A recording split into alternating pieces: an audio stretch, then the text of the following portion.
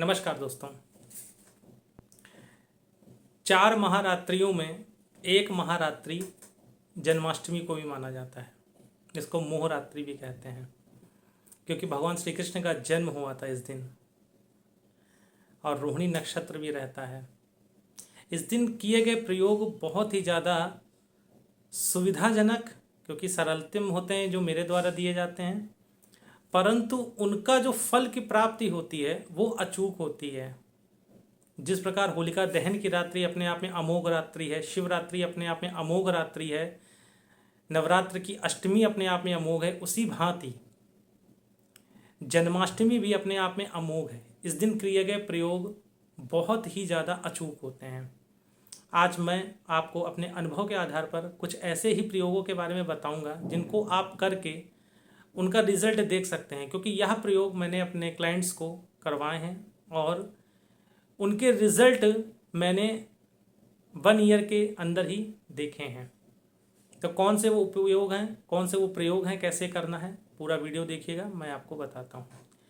दोस्तों, सबसे पहला प्रयोग, यदि आपकी मैरिड लाइफ में बहुत प्रॉब्लम चल रही है, जो कि आजकल बेसिकली एक बड़ी प्रॉब्लम बन के सामने आ रही है, या आप किसी से प्रेम विवाह करना चाहते हैं और आपकी शादी नहीं हो पा रही किसी भी कारण से, या लाइफ में बिल्कुल हार्मनी ख़त्म हो गई है स्पाउस की तरफ से, तो यह प्रयोग कोई भी कर सकता है। पुरुष भी कर सकता है, महिला भी कर सकती है। क्या करना है, आपको एक बांसुरी लेनी है, जी हाँ, और उस बांसुरी में शक्कर, जी हाँ, शक्कर को भर देना है और उसके छिद्रों को, जो बांसुरी के छिद्र होते हैं, उसको टेप से पैक कर दीजिएगा जी।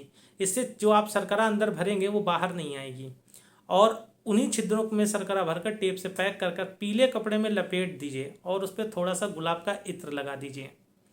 और वह बांसुरी किसी भी विष्णु मंदिर में या श्री कृष्ण भगवान के मंदिर में अपनी मनोकामना बोलते हुए कि मेरा जीवन में जो प्रेम की समाप्ति हो रही है, जिस कारण मेरा रिश्ता टूट रहा है, वो रिश्ता बच जाए, ऐसी कामना करते हुए भगवान के चरणों में अर्पित करा दीजिए। देखते ही देखते आपको रिजल्ट दिखने लगेगा, इसमें कहीं से कोई संशय नहीं है। यह मेरा अचूक और अनुभूत किया हुआ प्रयोग है, परिलक्षित उपाय है, करके देखिए, रिजल्ट आपको जरूर दिखेंगे। पहला उपाय था यह। दूसरा उपाय, यदि आपको राहु की महादशा चल रही है या आपके पास आपकी जन्म कुंडली नहीं है, आपके सारे रास्ते बंद हो गए हैं, आपको समझ में नहीं आ रहा है कि मेरे साथ क्या हो रहा है, क्योंकि ग्रह गोचर स्थितियां समय ऐसी चल रही हैं, या आपको किसी चीज़ का निर्णय लेना है और आप निर्णय नहीं ले पा रहे हैं, आपके पास कोई सलाहकार नहीं है, तो ऐसी स्थिति में भगवान श्री कृष्ण का ऐसा चित्र लाइए जिसमें वो अर्जुन को गीता का उपदेश दे रहे हों और सौम्य मुद्रा में हों। ऐसा चित्र लाके, छोटा या बड़ा, अपनी सुविधा अनुसार आप घर की या अपने ऑफिस के नॉर्थ ईस्ट, जी हाँ, जिसको ईशान कोण बोलते हैं, नॉर्थ ईस्ट डायरेक्शन में लगवा दीजिए। आपको रिजल्ट दिख जाएगा। आपको भगवान श्री कृष्ण की कृपा से आप जिस मझधार में खड़े हैं वहां से वापस आ जाएंगे।